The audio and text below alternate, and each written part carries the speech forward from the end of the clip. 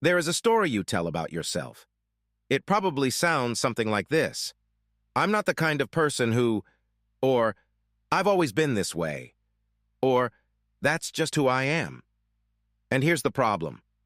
That story, the one you've been telling for years, maybe decades, is the single most powerful force shaping your behavior. More than your environment, more than your habits, more than your willpower. Psychologists call it your self-concept, and the research on it is both fascinating and, for most people, quietly devastating.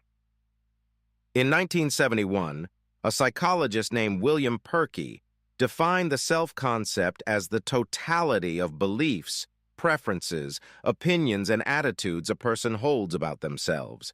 It is not simply what you think about who you are. It is the invisible operating system running underneath every decision, every reaction, every pattern you keep repeating. Here's what makes it so powerful and so dangerous. The brain is wired to maintain consistency with the self-concept. Psychologists call this self-verification theory. You do not seek experiences that challenge your identity.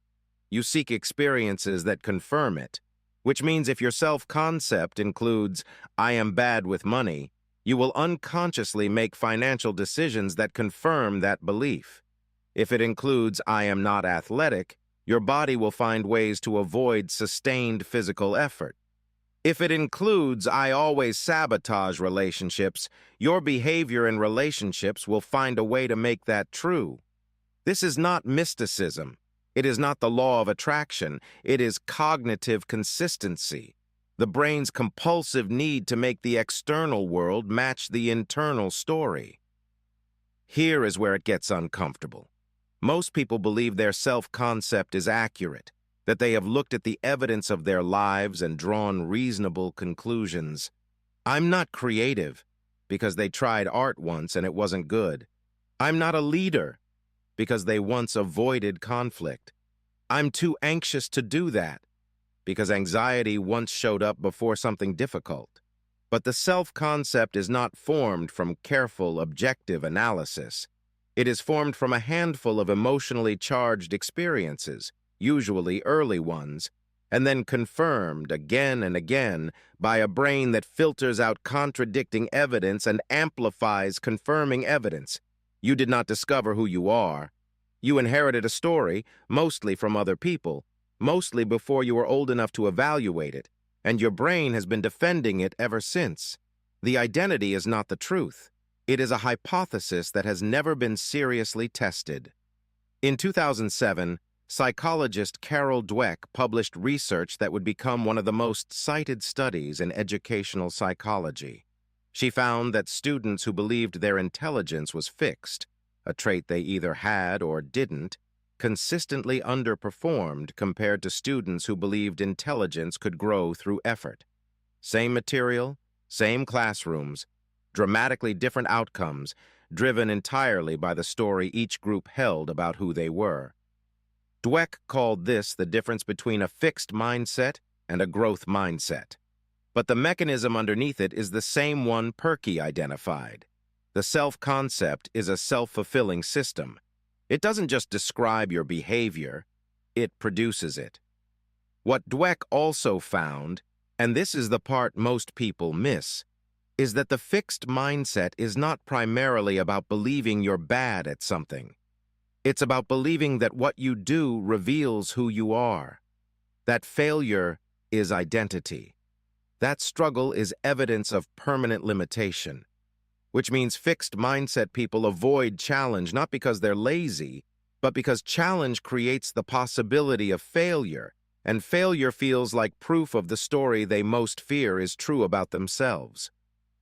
So how do you change it? The first thing to understand is that you cannot think your way out of a self-concept. Affirmations don't work if the identity underneath hasn't shifted. Willpower doesn't work because it's fighting against the operating system, not updating it. What actually works is behavioral evidence. James Clear in Atomic Habits makes the point precisely. Identity change is not about deciding who you want to be and then becoming them. It is about casting votes, Small, repeated actions that accumulate into a new story. Every time you do the hard thing, every time you show up when you said you would, every time you act in alignment with the person you're becoming rather than the person you've been, you are generating evidence that updates the self-concept from the inside.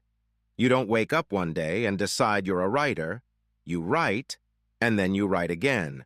And eventually, the evidence is so overwhelming that the old story can no longer hold. The second thing is to separate behavior from identity at the moment of failure. I failed at this is very different from I am a failure.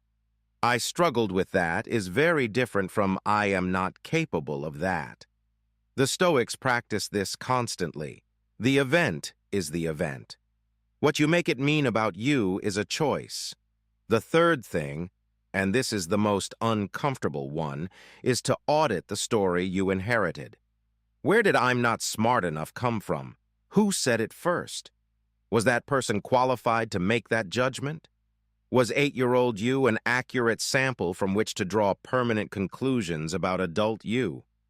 Most of the self-limiting stories we carry are not conclusions we reached. They are sentences someone else said once, in a moment that happened to be emotionally charged, that our brains grabbed and built a whole architecture around. They are not true. They are old, and there is a difference.